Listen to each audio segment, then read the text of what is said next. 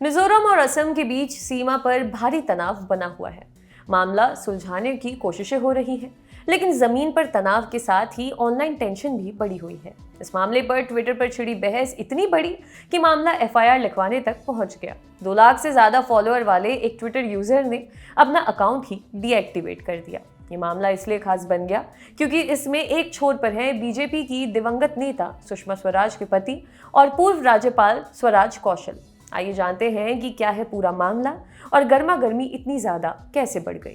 Twitter पर Bhardwaj speaks नाम का एक पॉपुलर हैंडल था। तकरीबन 2 लाख से ज्यादा फॉलोअर्स थे इसलिए बोल रहे हैं क्योंकि फिलहाल इस अकाउंट को यूजर ने डीएक्टिवेट कर लिया है। इस हैंडल से ज्यादातर ट्वीट दक्षिणपंथी विचारधारा को लेकर किए जाते थे। ऐसा ही ट्वीट्स का एक लंबा थ्रेड 29 जुलाई को किया गया। मुद्दा था मिजोरम का इतिहास और उनका भारत से कनेक्शन। पूरे थ्रेड में ये समझाने की कोशिश की गई थी कि असल में मिजो नाम की कोई जनजाति ही नहीं है। इतना ही नहीं, पूरे मिजोरम के गठन को ईसाई मिशनरियों की एक साजिश भी करार दिया गया था। मिजोरम के वर्तमान सीएम जोरमथांगा को उग्रवादी सिद्ध करने की कोशिश भी हुई। देखते ही देखते इस थ्रेड पर तीखी बहस शुरू हो गई। कुछ ने इसे आंख खोलने वाला करार दिया तो कुछ ने देश विरोधी बता दिया। इस बीच थ्रेड पर मिजोरम के पूर्व राज्यपाल स्वराज कौशल की नजर पड़ी। उन्होंने थ्रेड में बताई गई कहानी को माहौल खराब करने वाला बताया, मिजोरम सरकार के साथ भारत सरकार के समझौते की भावना के खिलाफ बताया। यहाँ तक तो ठीक था, लेकिन फिर उन्होंने एक ट्वीट कड़क अंदाज में किया। उन्होंने उस ट्वीट में लिखा, उम्मीद है तुम्हें पता होगा कि तुम क्या लिख रहे हो। एक एफआईआर होते ही तुम्हें अपनी जिंदगी के कई बरस जेल में ट्रायल का सामना करते हुए गुजारने पड़ेंगे, इसलिए फिर सोच लो। फिर क्या था, भारद्वाज स्पीक्स ने जवाब में लिखा, मुझे अपना मैसेज मिल गया है।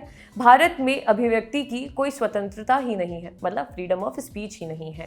सरकार की ताकत ही सब कुछ तय करती है। मैं अपना थ्रेड और अकाउंट दोनों डिलीट कर रहा हूँ। ये ट्वीट करने के बाद भारद्वाज स्पीक्स नाम के ट्विटर हैंडल चलाने वाले यूजर ने अपना हैंडल ही डिलीट कर दिया। लेकिन बात यहीं खत्म नहीं हुई।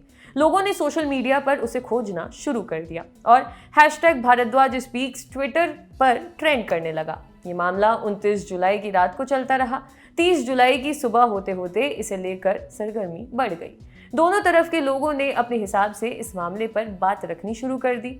अनुराग सक्सेना नाम के एक ट्विटर यूजर ने लिखा, सवाल इस बात का नहीं है कि भारद्वाज स्पीक्स परफेक्ट है या नहीं। सवाल ये है कि क्या किसी को अपना दृष्टिकोण रखने का हक है या नहीं।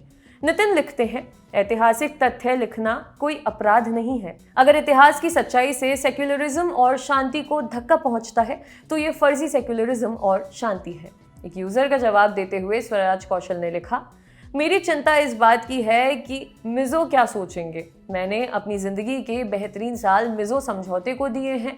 ये 35 साल से अच्छी तरह से चल रहा है। पूरी दुनिया मिजो समझौते की तारीफ करती है।